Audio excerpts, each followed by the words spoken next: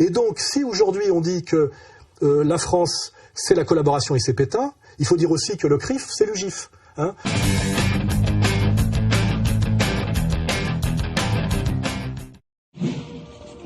Il n'est pas le premier à le dire, mais ce matin, c'est avec ces mots à lui que François Hollande a rappelé cette page de l'histoire de France. Ces 16 et 17 juillet 1942, où plus de 13 000 Juifs ont été arrêtés et parqués, ici, à Paris, dans le Vélodrome d'hiver. Il y avait parmi eux plus de 4 000 enfants. Tous allaient être envoyés dans le camp d'extermination d'Auschwitz. La vérité, elle est dure, elle est cruelle. C'est que pas un soldat allemand, pas un seul, ne fut mobilisé pour l'ensemble de cette opération. La vérité, c'est que le crime fut commis en France, par la France. Le grand mérite du président Jacques Chirac est d'avoir reconnu ici même, le 16 juillet 1995, cette vérité.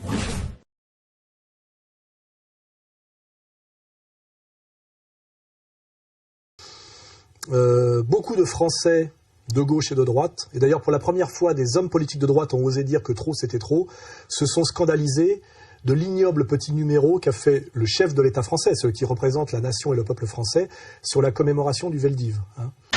Alors Jacques Chirac était allé un tout petit peu moins loin, mais avait déjà fait un pas dans ce que je considère comme une mauvaise direction, dont je n'étais déjà pas très heureux de ce qu'il avait dit.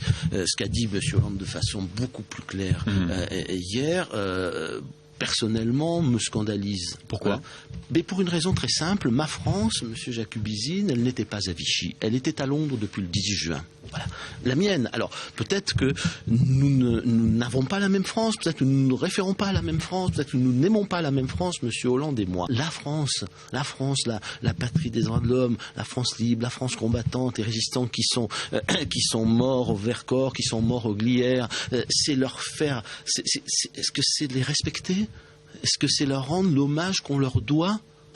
On est passé de Mitterrand, je ne parle pas de De Gaulle, hein, de Mitterrand qui refusait qu'on montre du doigt la République française dans cette affaire, puisque le consensus qui avait été signé après-guerre, et qui est un consensus qui protégeait et la République française dans sa collaboration, mais et également les Juifs collabos. C'était une réconciliation nationale dans l'honneur, en disant en gros, la continuité républicaine, c'était De Gaulle, la parenthèse pétainiste est la conséquence directe de la défaite allemande. Ça a été une divine surprise pour certains, mais globalement pour le peuple de France, ça a été une catastrophe, il faut le rappeler quand même. Hein. C'est 5 ans d'humiliation et de vaches maigres et de souffrance et la mort pour certains. C'est pour ma famille la ruine, je le répète, puisque ma famille a été ruinée sous l'occupation. Mon oncle Jean, qui vient de mourir, a fait 4 ans de camp. Ma grand-mère a été otage et mon père, malgré son très jeune âge, a été obligé d'être réfractaire au STO et était membre de l'armée secrète. Donc là-dessus, comme beaucoup de Savoyards, je n'ai pas les casseroles de la famille Drucker. Hein. Je peux, bien que je ne sois pas tribaliste, je ne pense pas que le mérite se transmette ni la responsabilité collective, c'est-à-dire que je n'ai rien fait, donc je n'ai pas à être fier, mais je peux quand même être fier relativement de là où je viens. Je suis issu d'une famille de résistants savoyards, et du côté de mon père et du côté de ma mère. Du côté de ma mère, c'est les raisins, du côté de mon père, c'est les bonnets, que les gens cherchent. Il y a de Glière d'un côté, compagnon de la libération de l'autre. Mon oncle s'appelait Jean, pour ceux qui veulent chercher. Il est mort il y a quelques mois. Il fait partie des rares authentique compagnon de la libération, rejoint De Gaulle dès 40, observateur, aviateur, descendu au-dessus de l'Allemagne, 4 ans de camp, 2 évasions. Hein. Il n'y a pas beaucoup qui peuvent dire ça, même dans ceux pour qui la résistance est une rente. Hein, voilà, quand on cherche. Voilà. Donc je ne me rappelle plus sur quoi j'étais là. La vérité, c'est que le crime fut commis en France, par la France. Oui, donc le Veldiv. Donc aujourd'hui, le président de la République vient humilier le peuple français, nier totalement ce qu'a été la résistance et le gaullisme, pour dire en gros que la France, c'est la collaboration, la honte et l'humiliation permanente, éternelle, avec derrière réparation. Hein, il y a toujours un petit billet à toucher. Hein. C'est toujours la faute imprescriptible, ce qui n'existe nulle part dans aucune loi, hein, ni chrétienne ni républicaine, et réparation ad vitam aeternam, réparation morale et pécuniaire, puisque derrière, il y a tentative aujourd'hui d'aller piquer de l'argent à la SNCF.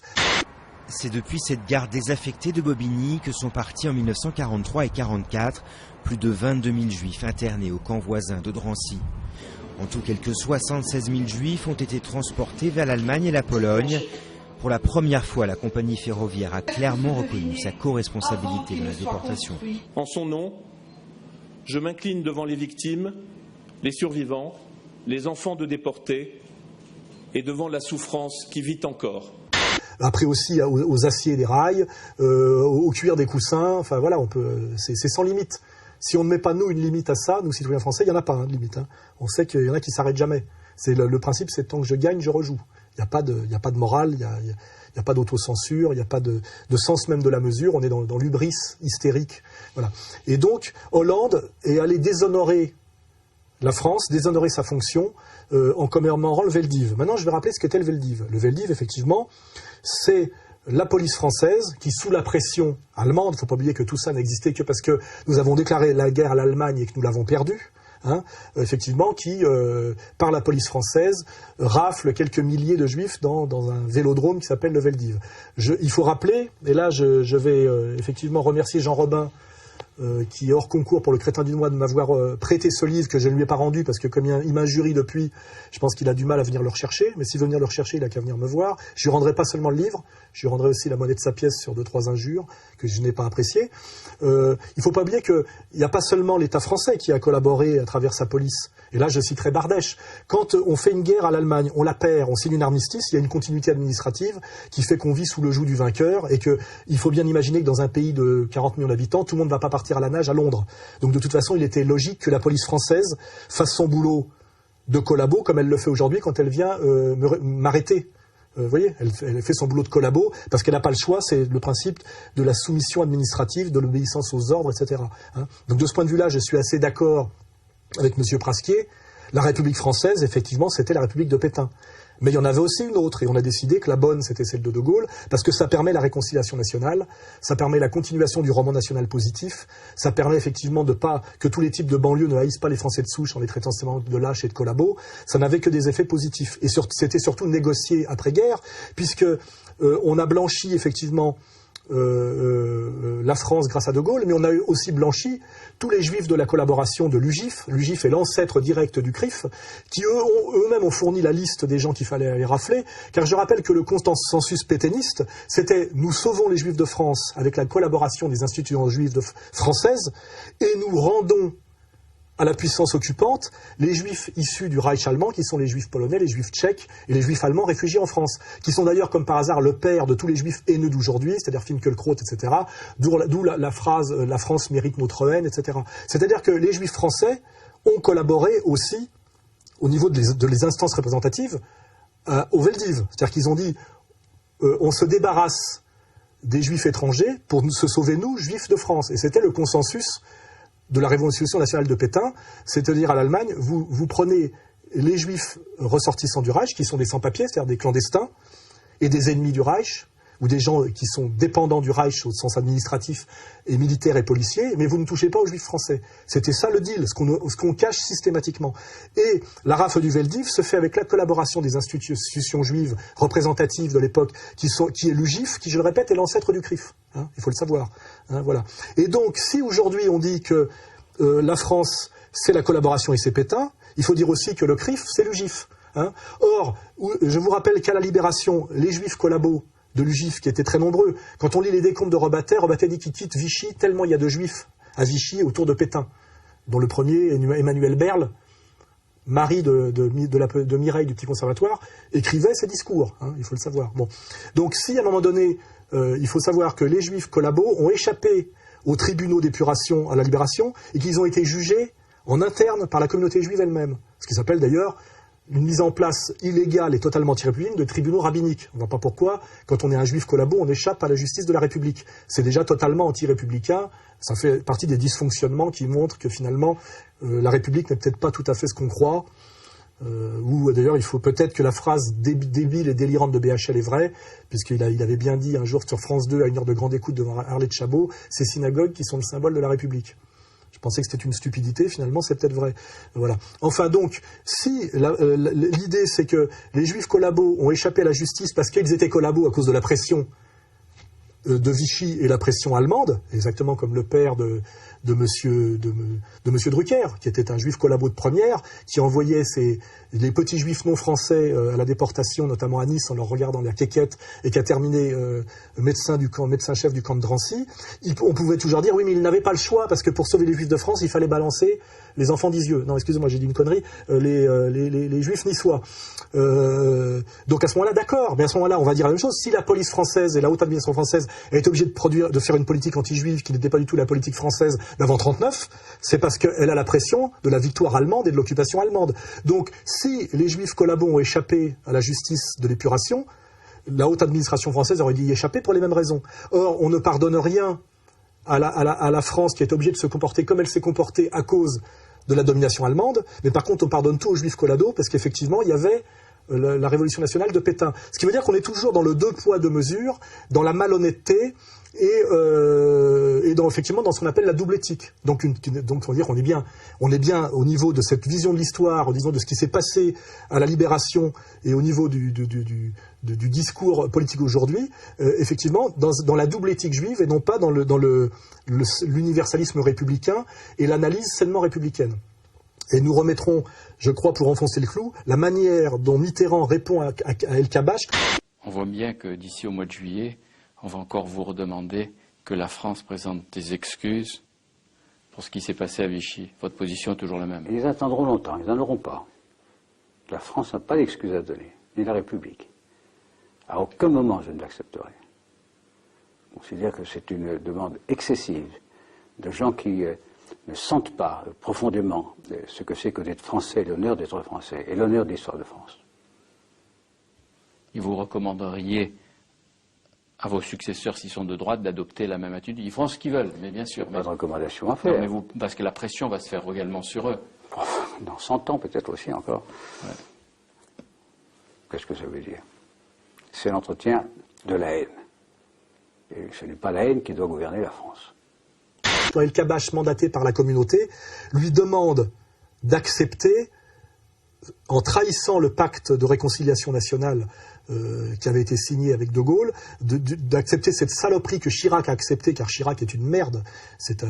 Je crois que c'est Marie-France Garot qui disait, on pensait qu'il était du marbre dont on fait les statues, il est de la faïence dont on fait les bidets. Ces heures noires souillent à jamais notre histoire et sont une injure à notre passé et à nos traditions. Oui, la folie criminelle de l'occupant a été, chacun le sait, secondée par des Français, secondée par l'État français. Chirac a accepté de mettre le doigt dans l'engrenage de la soumission et du déshonneur national, et il nous a tous déshonorés par cette soumission, qui est aussi une soumission, je dirais, d'allégeance à la puissance.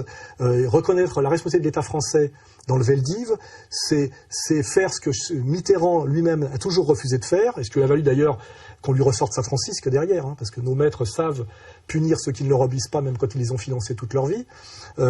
Et à cause de Chirac, on a eu une soumission de plus en plus grande chaque année, et on en arrive là à l'ignoble prestation de Hollande, qui est censé représenter les Français, et pas la communauté juive organisée, et qui déshonore la résistance, ma propre famille, le gaullisme, et qui trahit le pacte républicain, en plus sur un mensonge historique. La vérité, c'est que le crime fut commis en France, par la France. Le grand mérite du président Jacques Chirac est d'avoir reconnu ici même, le 16 juillet 1995, cette vérité. Donc je dis, si on doit condamner la haute administration française, la police française et le peuple de France tout entier, ce qui est d'ailleurs du tribalisme, puisque c'est la responsabilité collective et héréditaire, ce qui n'existe pas dans la vision helléno-chrétienne, qui est l'individu et le pardon. C'est-à-dire, là, on est dans le tribalisme juif intégralement. C'est-à-dire ni pardon ni oubli, responsabilité collective et transmissible. C'est ce qui définit le tribalisme, la responsabilité collective et transmissible. C'est-à-dire, je tue ton cousin parce que toi, t'as tué quelqu'un, et je tue les gosses parce que les parents ont fait quelque chose. Dans le monde de l'universalisme républicain, il n'y a que la responsabilité individuelle. Je n'ai rien fait, je suis né en 58, aucun Français aujourd'hui n'a rien fait et n'est responsable de rien de ce qui s'est passé entre 40 et 45. Et si on doit juger effectivement les collabos, jugeons tous les collabos, et donc jugeons aussi les cadres de l'UGIF. Voilà.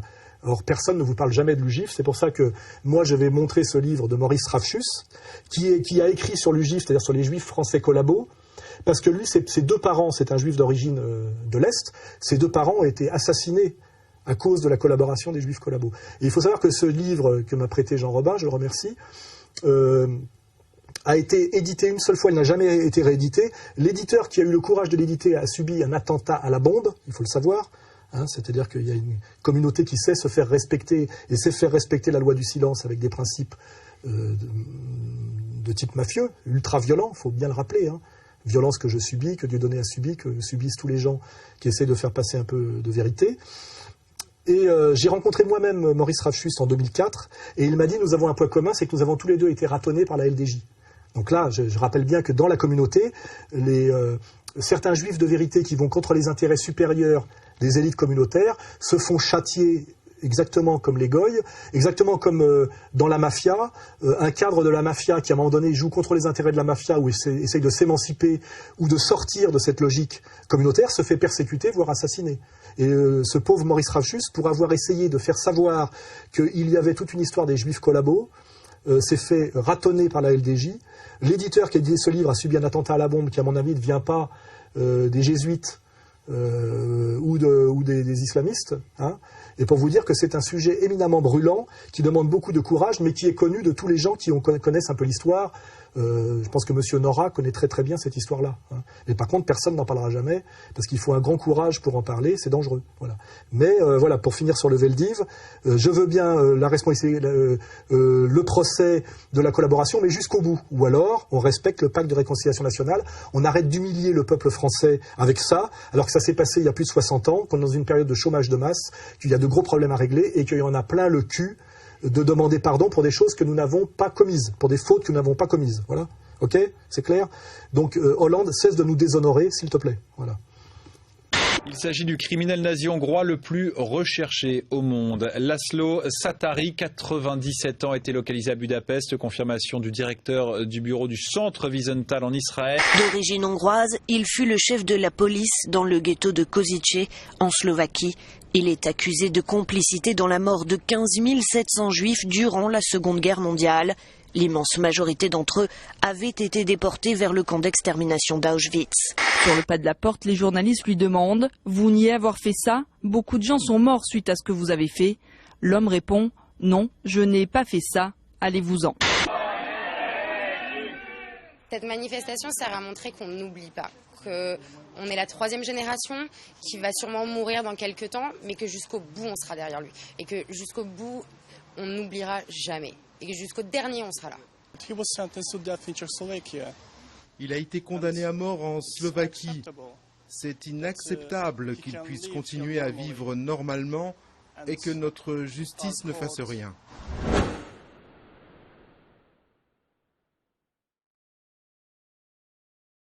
Oui, alors là, c'est pareil, j'aurais pu oublier, mais c'était tellement abject. On a vu cet été, relayé par les médias collabos grotesques, quelque chose d'ignoble, parce que nous sommes quand même en terre chrétienne. Il ne faut pas obliger.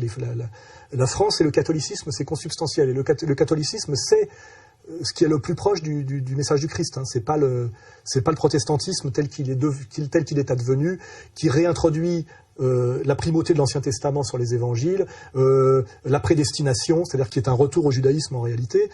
Nous sommes dans le monde de la charité du Christ, et de l'universalisme chrétien, et c'est infiniment insupportable de voir quelque chose qui est de l'ordre de la vengeance tribale, c'est-à-dire de voir des jeunes cons aller persécuter un vieillard de plus de 90 ans, qui était un petit policier hongrois, c'est-à-dire qui n'est pas Eichmann, et de voir se dire, voilà, on fait la justice contre le plus vieux nazi vivant.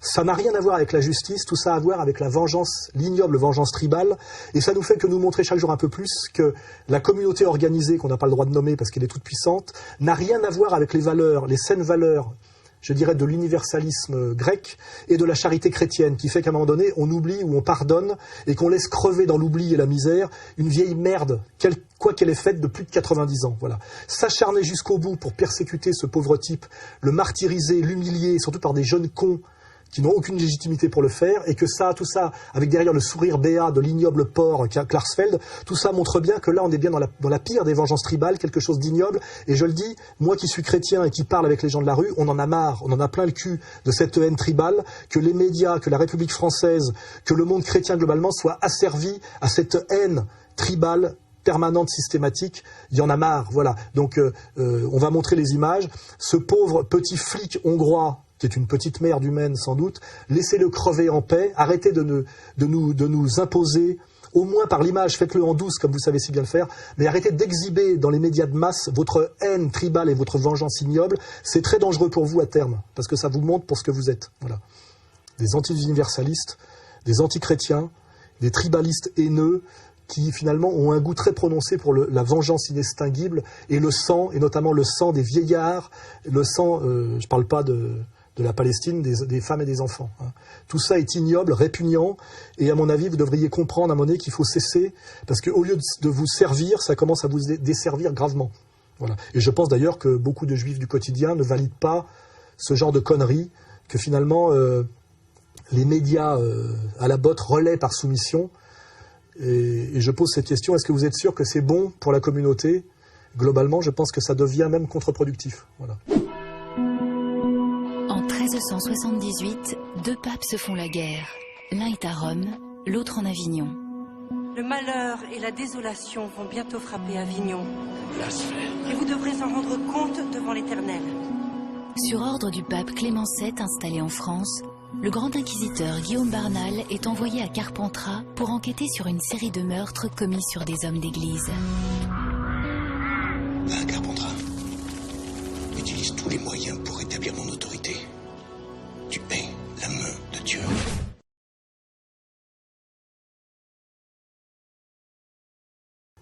Oui, alors Inquisito, c'est intéressant parce que là, on est dans le métapolitique. Série télé de l'été, que j'ai regardé un peu. Les bras m'en sont tombés. Et ça m'a fait réfléchir à cette question dont je vous ai parlé tout à l'heure. C'est en ce moment ce travail de haine anticatholique qui finalement est permanent depuis la Révolution française, explique beaucoup plus l'affaire Dreyfus qu'en réalité l'antisémitisme d'État. Je le démontrerai chaque jour un peu plus. Et ce feuilleton de merde est en France, qui est une terre catholique, hein, il n'y a pas besoin d'être spécialement bainvillien pour comprendre que la France et le catholicisme ne font qu'un. La France, c'est le pays de l'helléno-christianisme qui amène à l'universalisme, qui amène finalement aux droits de l'homme, et c'est fondé sur le logo, c'est la charité chrétienne. Et finalement, le logo, c'est la charité chrétienne. Là où ils convergent en France, c'est dans ce catholicisme gallican, hein, qui s'appelle voilà, cette unité du catholicisme et du destin français depuis le baptême de Clovis. C'est pas rien, hein, voilà. Et là, nous avons une espèce de feuilleton de masse pour l'été, dont qui est historiquement une saloperie et quelque chose qui est contraire à toute la réalité historique, qui est fait par un type dont on va rappeler le nom, qui est pas... Je m'appelle Nicolas Cuche et je suis le réalisateur et le co-créateur scénariste de cette série. On plonge dans un vrai univers et pour moi, faire un film au Moyen-Âge, c'était comme faire un film de science-fiction. C'était exactement la même chose en fait. Je suis pas là pour donner une leçon d'histoire aux spectateurs. Face à ces critiques, le producteur de la série justifie le contenu d'Inquisitio au nom de la fiction. Certains parlent aussi d'une série un peu sombre et violente.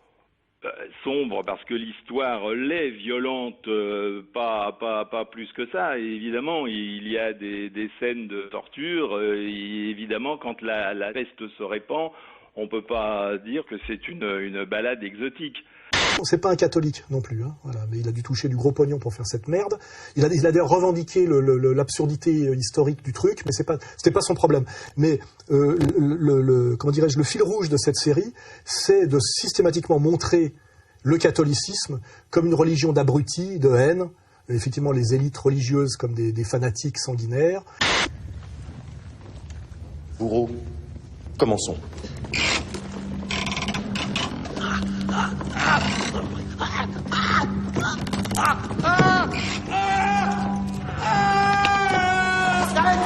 Et évidemment derrière, le progressiste, le mec bien, etc., c'est le juif. Je m'appelle Aurélien Vic. Dans Inquisitio, je joue le rôle de Samuel de Naples, qui est médecin juif et qui étudie avec son père la peste. Ne fais rien de grave. Arrête, Samuel. C'est très bien que l'Inquisition a déjà torturé des savants, des médecins pour moins que ça. Alors pourquoi risquer nos vies pour des rats? Autant étudier des vrais cadavres. Tu l'as fait, toi, autrefois? Oui, Samuel, mais j'ai découvert que les rats sont les premiers à être infectés par la peste. C'est sur eux que nous devons travailler. Ils sont la clé de cette maladie. C'est les premiers à se douter qu'il y a peut-être un lien entre les rats et la peste et que cette maladie n'est pas forcément une punition de Dieu, mais peut-être juste une maladie transmissible. Je vous en supplie, arrêtez, je vous dirai tout ce que je sais.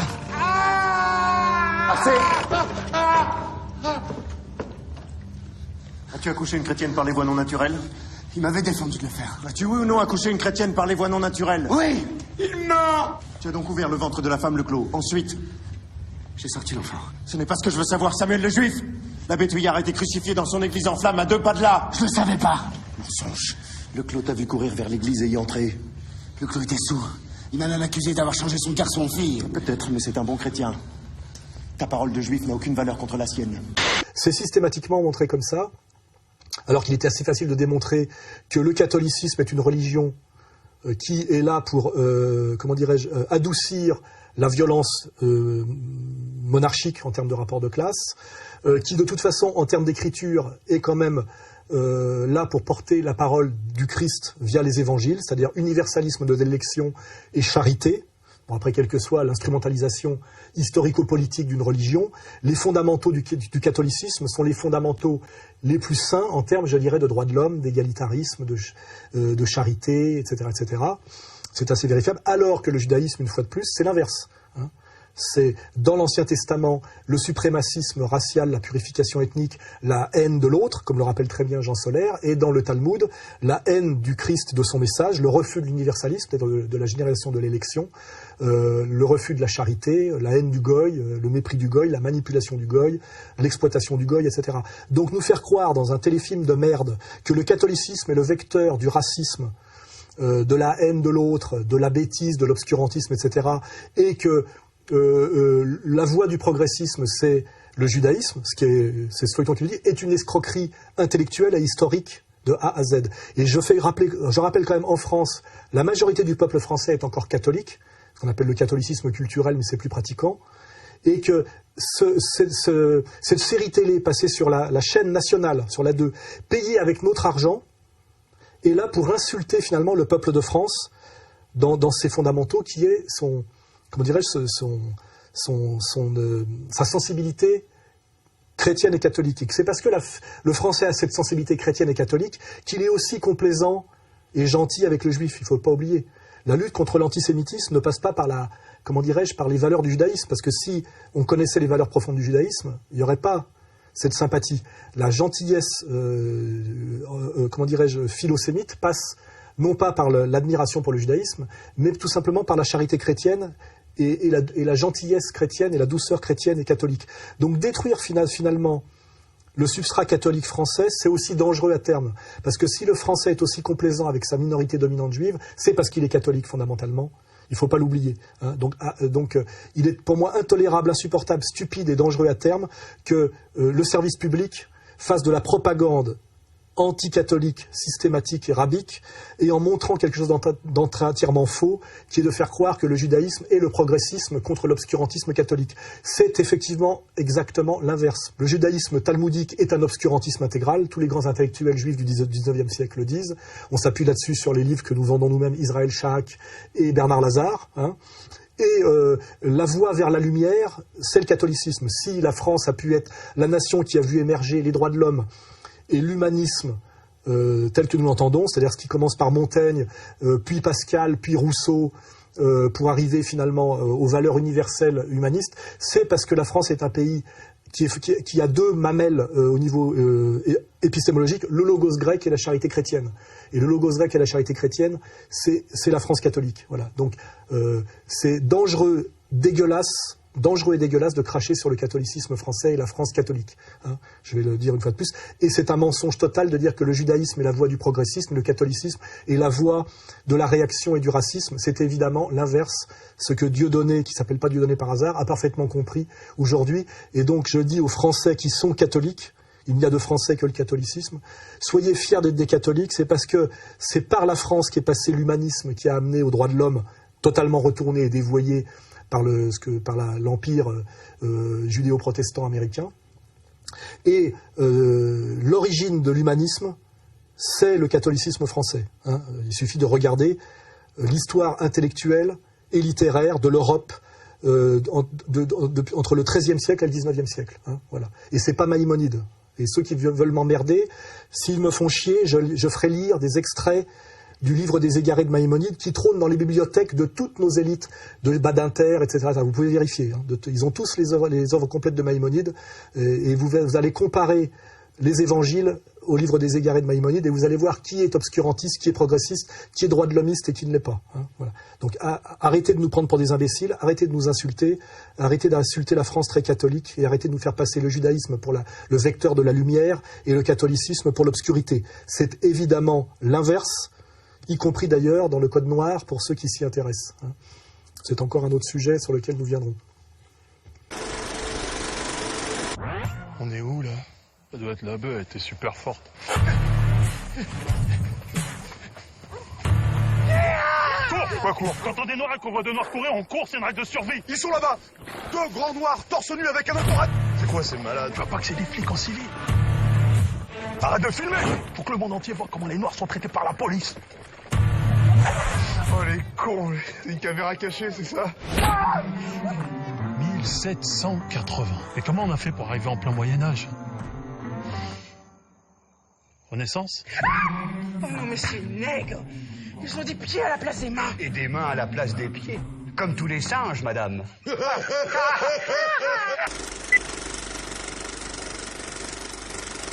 Alors, Casse Départ est une saloperie. C'est un film qui a été fait pour contrer Dieudonné et l'influence de Dieudonné et l'empêcher de faire son film qui, lui, était sur le Code noir.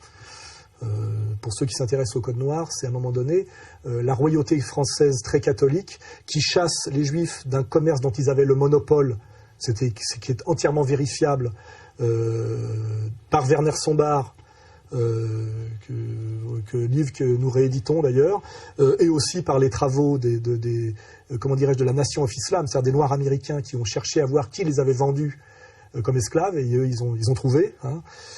Livre qui n'est pas traduit en français pour l'instant, mais qui sera sans doute un jour traduit. Le Code noir avait pour but de chasser les Juifs du monopole du commerce des esclaves, pour le christianiser, car effectivement, pour le rendre moins brutal et aussi d'ailleurs le récupérer. Ce qui dit bien une chose, c'est que les Juifs avaient le monopole du commerce, du trafic d'esclaves, ce qu'on appelle le commerce du bois d'ébène, le commerce triangulaire. C'est démontré par Werner Sombart, c'est démontré par tout, comment dirais-je, les archives juives américaines. Prominent Jewish historian Mark Raphael, in his book Jews and Judaism in the United States, a documentary history, wrote, quote, Jewish merchants played a major role in the slave trade. In fact, in all the American colonies, whether French, Martinique, British, or Dutch, Jewish merchants frequently dominated. This was no less true on the North American mainland, where during the 18th century, Jews participated in the triangular trade that brought slaves from Africa to the West Indies and there exchanged them for molasses, which in turn was taken to New England and converted into rum for sale in Africa.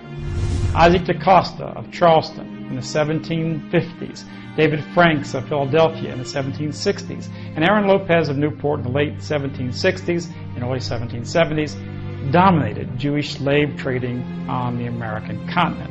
Jacob Marxist wrote in the United States Jewry, 1776-1985, page 586, quote, all through the 18th century into the early 19th, Jews in the North were to own black servants. In 1820, over 75% of the Jewish families in Charleston, Richmond, and Savannah owned slaves.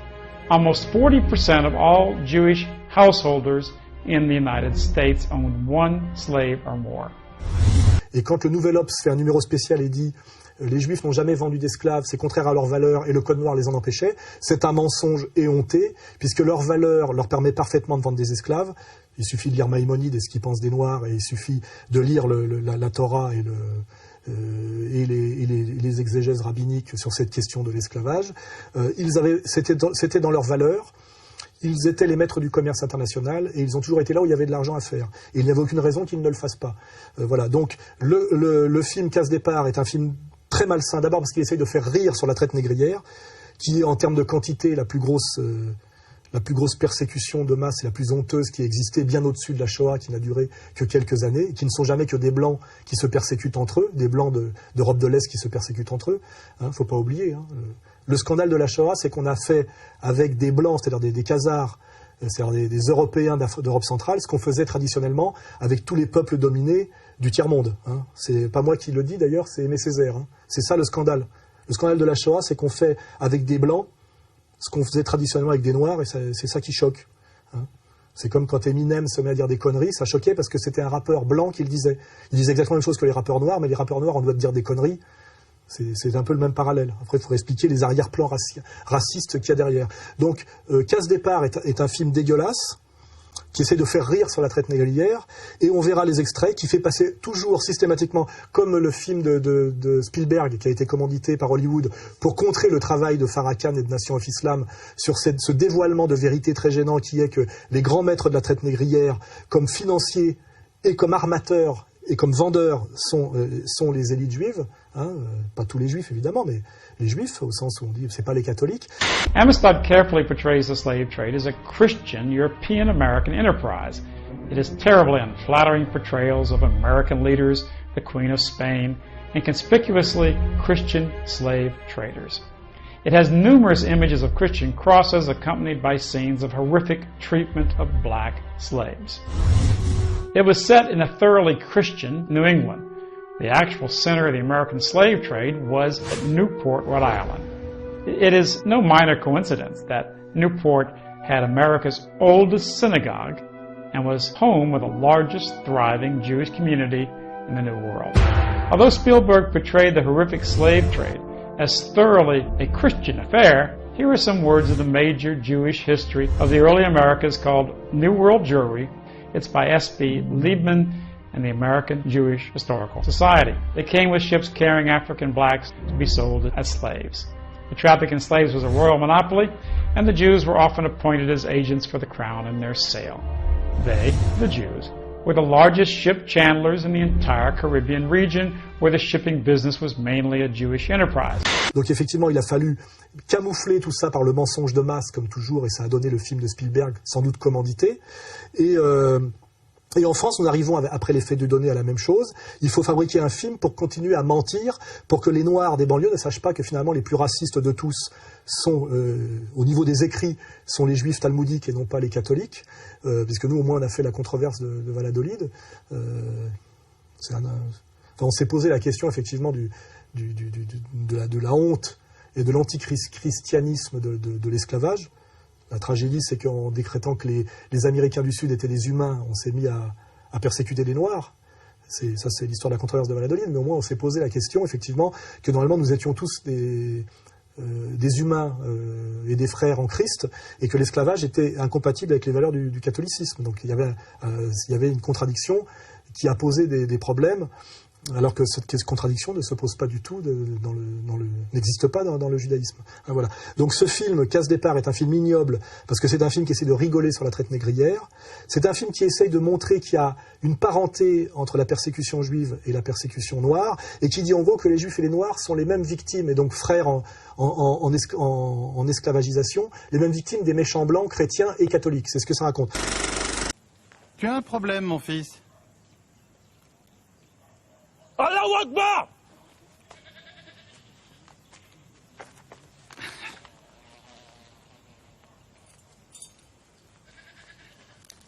La lumière, lui, dans les ténèbres, et les ténèbres ne l'ont point reçu.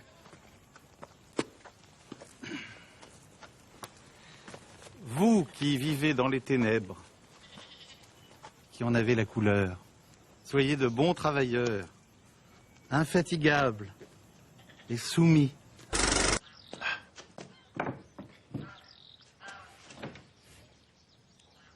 Pourquoi vous faites tout ça pour nous? Pourquoi? Parce que je suis juif. Donc, où on voit à un moment donné qu'un juif protège un esclave noir parce qu'effectivement il se sent solidaire contre le méchant esclavagiste blanc catholique, évidemment antisémite.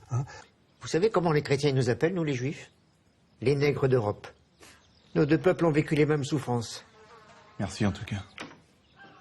Donc on va rappeler la vérité historique. les plus gros armateurs de bateaux, les maîtres du commerce d'esclaves étaient les Juifs. Les Blancs n'étaient jamais que les pilotes des bateaux, mais ils n'étaient pas les armateurs. Et donc le Juif n'était absolument pas le protecteur de l'esclave noir, c'est un mensonge. Il était son premier exploitant. Et si à un moment donné on a apporté un peu de moralisation et de charité chrétienne dans ce commerce honteux, c'est par le Code noir, c'est-à-dire par l'intervention de la monarchie catholique. Ça, c'est rétablir la vérité historique. Donc, posons-nous la question de savoir pourquoi systématiquement on produit des films pour cacher la vérité historique, mentir et systématiquement monter les populations immigrées contre les populations blanches chrétiennes de souche et de cacher le rôle dégueulasse joué par certaines élites communautaires, que ce soit l'affaire Bakri, le décret Crémieux en Algérie, dont ne parle pas beaucoup M. Stora quand il nous parle de l'histoire de la pacification de l'Algérie, ou quand on nous parle effectivement du Veldiv et donc de la collaboration française, on ne nous parle jamais trop de l'UGIF, du rôle joué par l'UGIF, ancêtre du CRIF, etc., etc., etc. Hein, c'est-à-dire que nous avons toujours cette domination par le mensonge et le diviser pour régner et l'incitation à la haine, hein, en cachant ses propres responsabilités collectives et en mentant totalement, en inversant totalement la réalité historique.